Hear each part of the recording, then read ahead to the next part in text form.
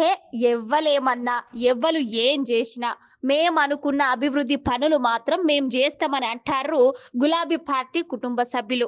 తండ్రికి తగ్గట్టు కొడుకు, కొడుకు తగ్గట్టు మనవడు. ఇక ఎవ్వలేం చేసినా అవి అభివృద్ధి పనులు అయ్యే ఉండాలి, ప్రజలకు అక్కడికి వచ్చే పనులు అయ్యే ఉండాలన్నది వాళ్ళ ఆలోచన. ఇక ఇన్ని రోజులు తండ్రి కొడుకులే అనుకున్నాం కానీ ఇప్పుడు మనవడు కూడా అభివృద్ధి పనులు షాల్ చేసిండనే చెప్పుకోవచ్చు. ఇక్కడ చూడుర్రి, మన సీఎం కేసీఆర్ సారు మనవడు కేటీఆర్ కుమారుడు హిమాంశు పెద్ద మనసున్న మహారాజ్ అనే చెప్పుకోవచ్చు. ఎందుకంటారా, అగో రంగారెడ్డి జిల్లా షేర్లింగంపల్లిలా ఒక సర్కారు బడిని దత్తత తీసుకొని సుమారు ₹1,00,00,000 పెట్టి ఇప్పుడున్న టెక్నాలజీ తోటి హిమాంశుగా సర్కారు చదివే విద్యార్థులకు బెంచీలు, మరుగుదొడ్లు, డైనింగ్ గది, ఆటలాడుకునే స్థలం ఏర్పాట్లు చేస్తున్నాడంట.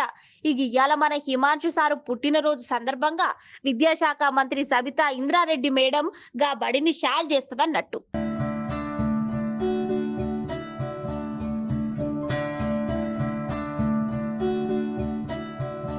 ఇక గాముచ్చటంట గట్లుంటే ఇక ఇక్కడ చూడుర్రి, ఇవాళ మన హిమాంశు సారు పుట్టినరోజు సందర్భంగా ఎక్కడనో పెద్ద పెద్ద హోటల్నో లేకపోతే ప్యాలెస్లనో సారు పుట్టినరోజు జరుపుకోవాలి.